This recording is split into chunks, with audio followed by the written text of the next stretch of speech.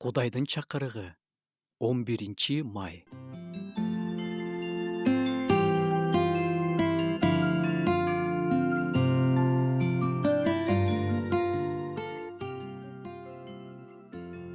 Чарчап чалыккандар жана түйшүк тарткандар, баарыңар мага келгиле. Мен силерге тынчтык берем. Менин моюндургумду алып, менден үйрөнгүлө. Анткени мен жоошмун жана момунмун. Матай жазган жакшы кабар. Жаңы нерселерди үйрөнүү сизге жагабы? Үйрөнгөндү жаман көрүп, үйрөткөндү жакшы көргөн адамдар бар. Бирок үйрөткүсү келген адам адегенде өзү үйрөнүүсү керек эмеспи? Бир мыкты насаатчыдан жаштар минтип сурашкан экен.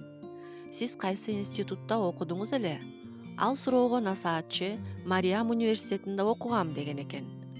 Ал кайсы шаардагы университет?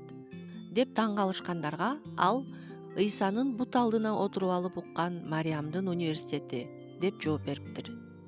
Дүйнө жүзүндөгү эң мыкты окутуучу Ыйсанын мектебине сизди чакырабыз. Ал айтат: менден үйрөнгүлө. Анткени мен жоошмун жана момунмун. Ыйса өзү чакырат. Эмнеге чакырат? Андан үйрөнүүгө. Эмнени үйрөнүүгө? Ыйсанын сабагы жооштук жана момундук сабагы. Биздин окутуучубуздун жүрөгү жоош жана момун. Биз ага окшошконго үйрөнөлү. Жоош адамдар кандай адамдар? Алар ачуулуу эмес, чатак кыял эмес, оңой эле кыжырданып кетпеген, жамандыкка жамандык менен жооп бербеген адамдар. Момундук бул текебердиктин жоктугу, менменсинүүнүн жоктугу.